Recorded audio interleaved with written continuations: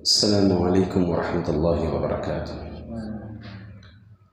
الحمد للہ وکفی وسلام علی عبادہ الذین اصطفی، اما بعد۔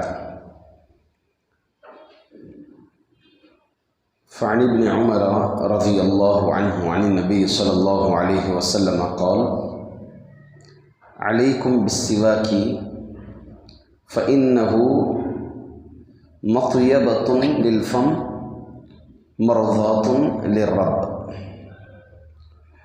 معزز حاضرین، کل ہم مسواک کی اہمیت کے سلسلے میں جانے تھے اور اس سلسلے میں تقریباً 9 احادیث میں آپ لوگوں کے سامنے پیش کیا تھا جو اس کی اہمیت پر دلالت کرتے ہیں۔ آج کے درس میں انشاءاللہ وہ کون سے مقامات ہیں جہاں پر مسواک کرنے کا ذکر آیا ہے۔ تو سب سے پہلے یہ جانیں گے کہ وضو کے وقت نبی اکرم صلی اللہ علیہ وسلم کا مسواک کرنا ثابت ہے۔ اس سلسلے میں حدیث شریف بھی ہے کہ نبی اکرم صلی اللہ علیہ وسلم نے فرمایا: لولا ان اشق علی امتی لأمرتهم بالسواک مع کل وضوء، کہ اگر میری امت پر مشقت نہ ہوتی تو میں ہر وضو کے وقت مسواک کرنے کا حکم دیتا۔ تو اس سے معلوم ہوا کہ وضو کے وقت مسواک کرنا مستحب ہے، یہ ایک مقام معلوم ہوا۔ دوسرا مقام جو مسواک کرنا ہے وہ نماز کے وقت۔ نماز کے وقت کا کیا مطلب ہے؟ وضو اور جماعت کے درمیان نماز کھڑے ہونے سے پہلے، جماعت کھڑی ہو رہی ہے حتیٰ کہ اقامت دی جا رہی ہے۔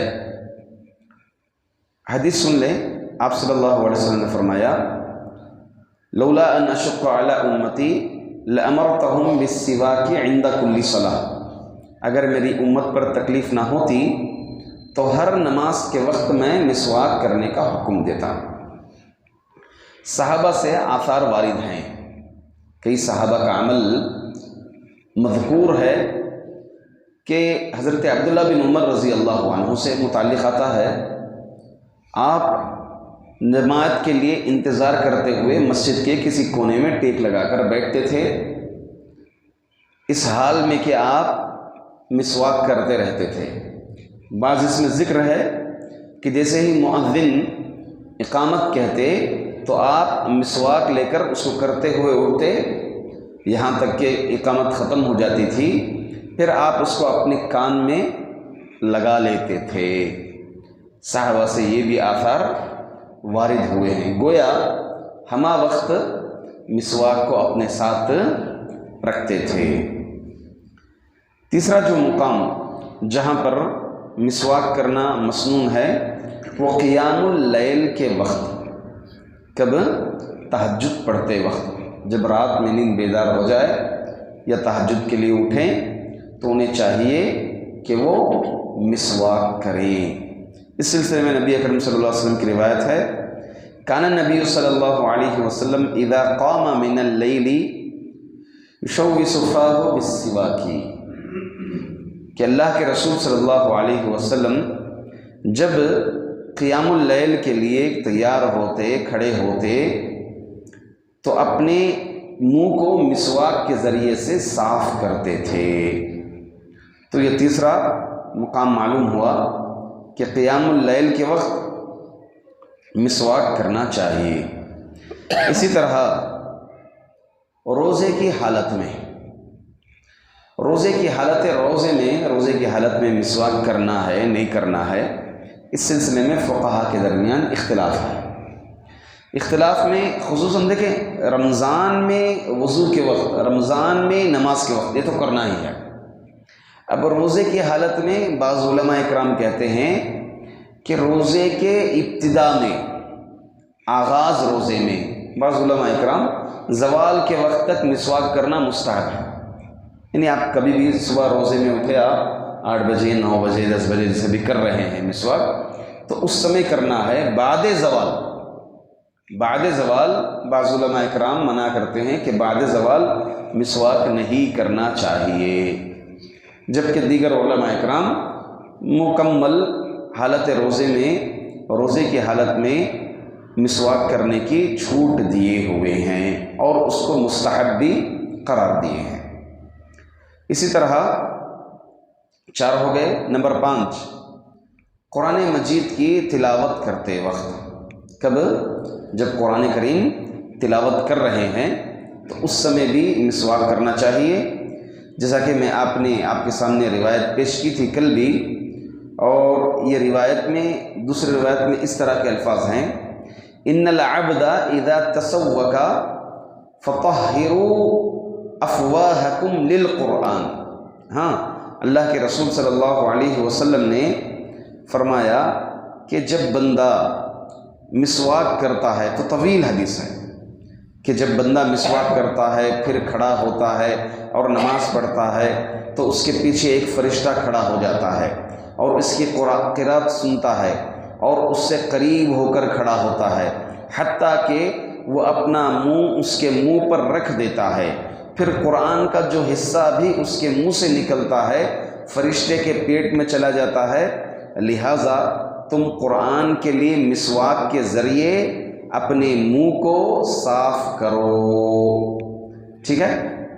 الفاظ یعنی قرآن کریم جب پڑھ رہے ہیں اس سمے، تلاوت کرتے سمے مسواک کرنا چاہیے۔ اب اس روایت کے سلسلے میں بعض محدثین نے کلام بھی کیا ہے، اور امام البانی رحمۃ اللہ علیہ اس کو حسن قرار دیے ہیں، صحیح قرار دیے ہیں، اپنی کتاب صحیح الترغیب میں اس کو نقل بھی فرمائے ہیں۔ اور بعض محدثین کے اس طرح کے الفاظ ہیں اس کی سند کے تعلق سے لا بأس بہ، یعنی اس کو بیان کرنے میں کوئی حرج نہیں ہے۔ تو یہ 5واں مقام ہے کہ تلاوت قرآن کے وقت مسواک کرنا چاہیے۔ اسی طرح سے نیند سے جب بیدار ہو رہے ہیں اس سمے بھی کیا کرنا ہے؟ مسواک کرنا ہے۔ جب بھی ہم دوپہر میں قیلولہ کیے ہوں، نیند سے اٹھے تو مسواک کرنا چاہیے، رات میں تہجد کے لیے اٹھے تو مسواک کرنا چاہیے۔ یہ تہجد والی دلیل ہی اس بات کے لیے دلیل ہے کہ نیند سے بھی جب بیدار ہوں تو اس سمے کیا کرنا چاہیے؟ مسواک کرنا چاہیے۔ اسی طرح سے جب ہمارا منہ کی بو جب بدل جاتی ہے، منہ کا اسمیل جب بدل جاتا ہے تو ایسے سمے بھی کیا کرنا چاہیے؟ مسواک کرنا چاہیے۔ پھر اسی طرح سے جمعہ کے دن مسواک کرنا یہ بھی مسنون ہے، جیسا کہ کل کی حدیث میں نے آپ کے سامنے روایت پیش کی تھی۔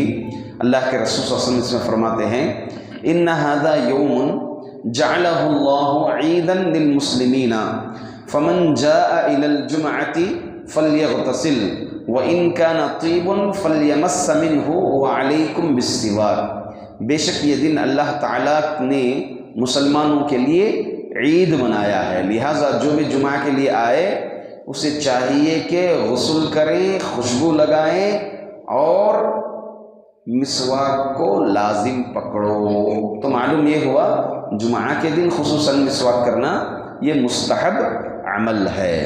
اسی طرح گھر میں داخل ہوتے وقت بھی مسواک کرنا چاہیے۔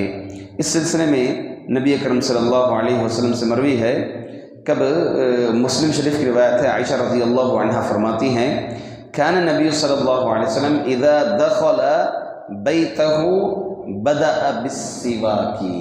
اللہ کے رسول صلی اللہ علیہ وسلم جب گھر میں داخل ہوتے تو مسواک سے شروعات کرتے، یعنی مسواک کرتے ہوئے آپ گھر میں داخل ہوتے تھے۔ تو یہ کچھ مقامات ہیں جہاں پر مسواک کرنا مستحب ہے۔ امام نووی رحمۃ اللہ علیہ 5 مقامات ذکر کیے ہیں، نماز کے وقت، وضو کے وقت، تلاوت قرآن کے وقت، نیند سے بیدار ہوتے وقت، اور منہ کے بو بدل جانے سے، متغیر ہو جانے سے تب بھی کرنا چاہیے۔ جبکہ امام ابن تیمیہ رحمۃ اللہ علیہ فرماتے ہیں کہ مسواک اینی ٹائم، کبھی بھی کرنا کیا ہے؟ مستحب ہے۔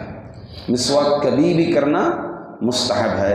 اور سعودی عرب کا مستقل فتویٰ یہ ہے کہ یہ مسواک کرنا سنت ہے، اور خصوصاً اس وقت یہ زیادہ سنت کی 2 قسمیں ہیں، سنت مؤکدہ ہیں اور عام سنتیں ہیں۔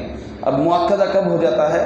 وضو کے وقت، قرأت کے وقت، نماز کے وقت، ایسے وقت جو ہے مسواک کرنا یہ سنت مؤکدہ میں سے ہے۔ بقیہ تمام اوقات مسواک کرنا مستحب ہے، سنت ہے۔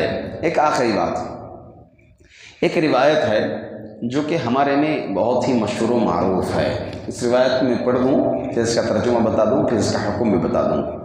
وہ یہ ہے، ایک روایت میں فضل الصلاۃ بالسواک، اور باقاعدہ طور پر اس روایت کو کثرت سے ذکر کیا جاتا ہے، اور جو مشہور و معروف کتاب ہے، کون سی کتاب جو بعد نماز اثر پڑھی جاتی ہے؟ فضائل اعمال۔ ہاں، اس روایت، اس کتاب میں یہ روایت ذکر ہے، اور اس کو کثرت سے بیان بھی کیا جاتا ہے۔ فضل الصلاۃ بالسواک علی الصلاۃ بغیر سواک 70 ضعفا، مسواک کے ساتھ نماز کی فضیلت بغیر مسواک کے 70 گنا زیادہ ہے۔ یہ روایت حجت نہیں ہے، کئی اعتبار سے یہ روایت جو ہے ضعیف ہے۔ آپ دیکھ لیں، بعضوں نے اس کی یہ تک بھی نقل فرمایا ہے کہ اس کی سند ہی منقطع ہے، سند ہی منقطع ہے۔ منقطع کا مطلب کہ جس میں راویوں کا نام ذکر ہے تو اس میں ایک راوی کا ایسا ذکر ہے جن کی ملاقات ہی نہیں ہے، ایک زمانہ جو ایک پیڑھی آتی ہے اس پیڑھی کا ذکر ہی نہیں ہے، ڈائریکٹ ایک پیڑھی چھوڑ کر کے دوسری پیڑھی کا ذکر کر دیا گیا ہے۔ اسی طرح شیخ شعیب ابن اوت نے کہا کہ یہ روایت جو ہے ضعیف ہے۔ حافظ ابن حجر رحمۃ اللہ علیہ وغیرہ وغیرہ جو ہے کئی محدثین اس روایت کو ضعیف قرار دیتے ہیں۔ ایسی کوئی روایت نہیں ہے کہ مسواک کرنے سے نماز کی فضیلت بڑھ جاتی ہے۔ ہاں، آپ کا یہ عمل جو مسواک کر رہے ہیں آپ نماز کے وقت، اس کا ثواب ملے گا ضرور۔ ایسا نہیں کہ آپ مسواک کر کے کھڑے ہو گئے، اس آدمی کے مقابلے میں جو مسواک نہیں کیا ہے اس کے مقابلے میں آپ کو 70 درجے دگنا جو ہے زیادہ ثواب ملے گا، ایسی کوئی روایت صحیح روایت نہیں ہے۔ روایت ہے مگر یہ روایت ضعیف ہے۔ آج کے درس میں یہ بات ختم کرتے ہیں انشاءاللہ العزیز۔ کل باذن اللہ تعالیٰ اس سلسلے کو آگے بڑھایا جائے گا۔ اللہ تعالیٰ سے دعا ہے کہ اللہ تعالیٰ ہم تماموں کو خصوصاً جن مقامات میں مسواک کرنے کا ذکر ہے ان مقامات میں اہتمام کرنے کے اللہ تعالیٰ ہم تمام کو توفیق عطا فرمائے۔ آمین۔ السلام علیکم ورحمۃ اللہ وبرکاتہ۔